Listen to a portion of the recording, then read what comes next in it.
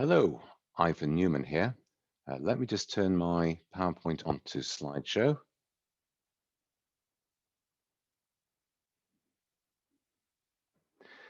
Right, I'd like to talk to you about the COVID lockdown, March to July last year, and how English higher education providers moved to online, 100% online teaching and the needs of their disabled students. I'm going to take you through my research context, the research question, and the tool that I used in the study. I then want to take you through the responses that I got, both in response rate and the quantitative analysis, and then digging more deeply into the data, talk about the models of response that I think I've identified. Then I'll talk about the examples of good practice, 6 of them, and offer finally some concluding thoughts.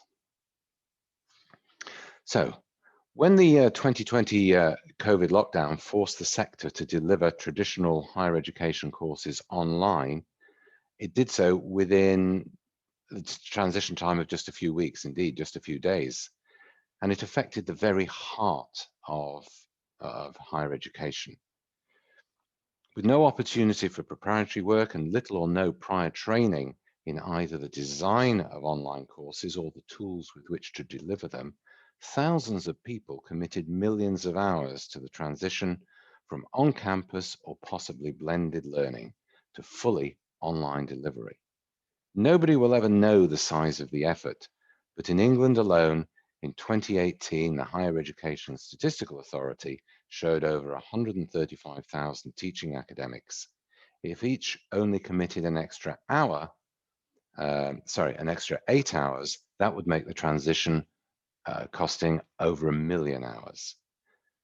And you could add at least 1 nought or 2 noughts to that figure.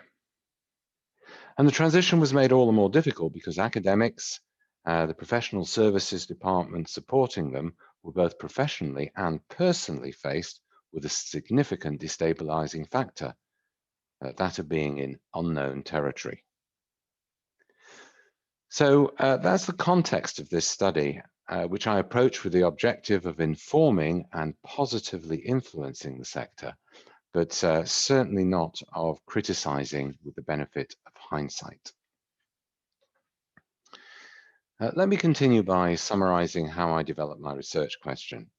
Besides a natural curiosity to ask why and how, it was my experiences of my numerous students in various universities at all levels of their studies, whom I support in study skills tutoring under DSA. It was their experience that prompted the study behind the presentation. Between March and June last year, they reported a wide range of differing pedagogies, some of which made their learning easier and many of which made their learning harder. Rhetorically, and referring to online delivery, they asked, "Hasn't anybody considered my needs?" Their anecdotal comments led me to ask this more formal question. What advice did English higher education providers, as they moved to full online teaching and assessment during the first COVID lockdown, what advice did they give to academics regarding the needs of their disabled students? I turn now to my research tool, the Freedom of Information request under the Freedom of Information Act 2000. My doctoral research used Freedom of Information requests extensively, and I found them to be a very effective tool because public bodies receiving the requests are obliged by law to respond within 20 working days. Yes, there are certain exemptions, but these can be challenged. To my mind, Freedom of Information requests have the ability to deliver a census survey. To be most effective, they need careful construction. Precision is better than vagueness. There's useful guidance on the Information Commissioner's website, and I've put a link in the bibliography. On the downside, the respondents will have been careful in their responses so that whilst they need to be accurate, they may not necessarily tell the whole story. Hence, if you can, it's best to triangulate the responses with other sources if they exist. Nevertheless, in this study, I found it quite easy to see which of the respondents was being, shall I say, cagey and which open. For example, those which were being open sent greater volumes of information. They sent copies of internal documents, screen grabs of their intranet site. They might also have had good information on their public websites, and the general tone of the note which accompanied their response was helpful. So here's my two-category freedom of information request. As your institution went into COVID lockdown and subsequently, what advice did it give its academics regarding the way they should modify their course content for online delivery for students in general, visually impaired students, auditorily impaired students, and those with specific learning difficulties or differences? And there was a parallel question with regards to exam content and administration for online delivery, again to students in general, visually, auditorily impaired students, and those with specific learning difficulties or differences. As you can see, I've taken the Information Commissioner's advice and made the questions specific, clear, and brief. So what response did I get? I sent 133 Freedom of Information requests, one to each higher education provider registered with Office for Students. 104, that's over 78%, returned them, fully completed, and provided significant amounts of narrative data. 7.5%, so 10, refused using the valid exemptions, of which 9 claimed commercial sensitivity, and 1 thought the response, the request was wasting their time. It was vexatious. And 14%, just over 14%, gave no response despite reminders. Now, neither space nor time permit me to discuss why a small number of providers might feel that responding might weaken their commercial position, nor why one might have thought the request vexatious. You, of course, are free to speculate. I am, however, pleased that so many felt that transparency was better than secrecy. Let me turn to their quantitative response to my questions. So in this bar chart, I show how many providers gave new advice to their academics regarding modifying course content for different student groups. So 70 gave new advice for students in general, 16 new advice regarding disability and diversity overall, 15 regarding auditorily impaired students, 14 for visually impaired students, and 13 for those with specific learning difficulties. Now, what type of advice were they giving?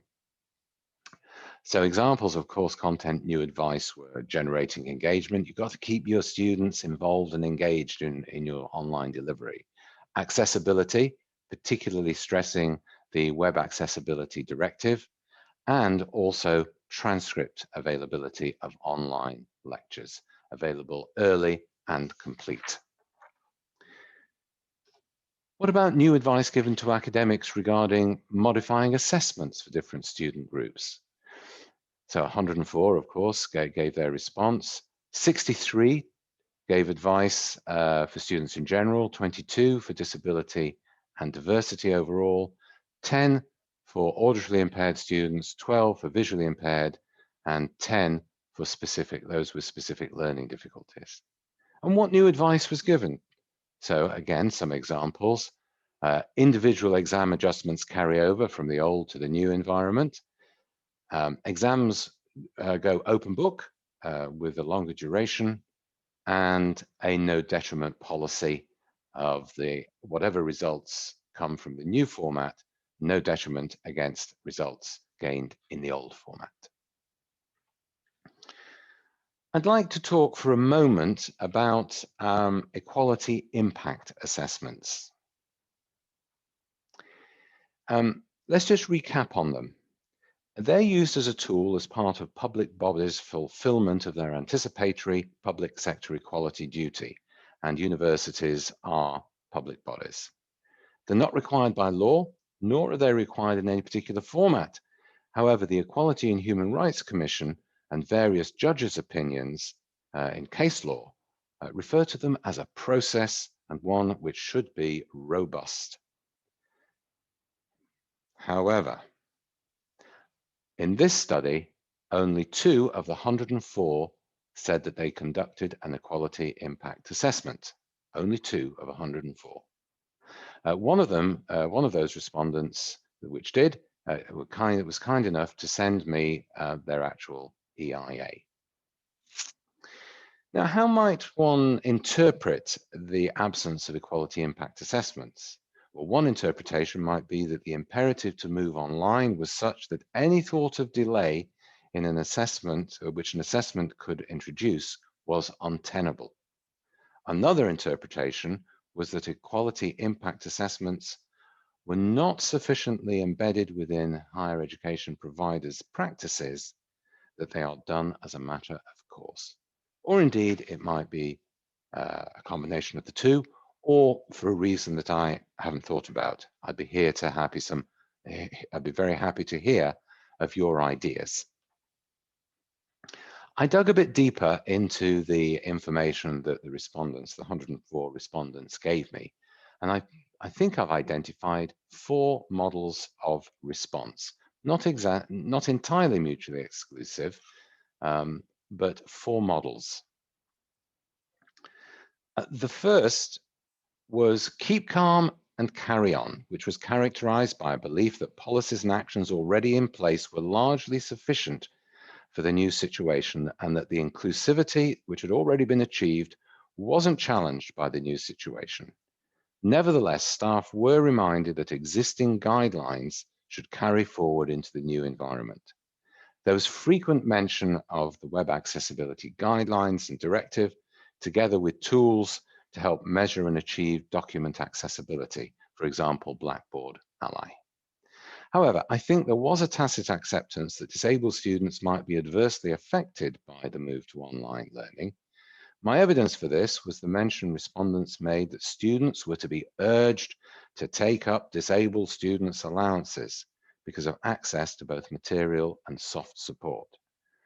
An awareness that DSA support might take some months to put in place, for example, to beyond the end of the summer term, was not mentioned in the responses. A number of providers told me that they instituted a form of disaster response and planning as they regarded the move to online as an existential threat. Numerous providers talked about the need for educational resilience and also talked about devolving matters to faculties, which had subsequently to deliver their response plans. In this model, one provider conceptualized a 3-step response which rescued the immediate situation, revived the teaching and assessment processes later in the term, so the summer term, and then renewed the pedagogical environment process in the autumn term. Regarding on-site and timed assessment, I found a mixture of responses.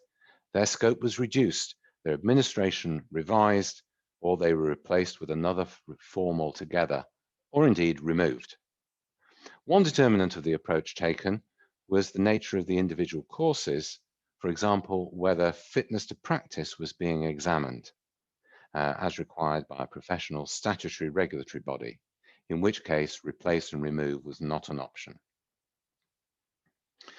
A number of providers used a wide-ranging change management model, which engaged much, if not all, of their institution's resources. This is what I've called the all hands to the pumps model. This approach sought to deliver advice, guidance, training, and support to enable academics to implement effective online pedagogy. Communities of practice were formed. Those with the problem became part of the solution in what could be regarded as an organization-wide action learning approach.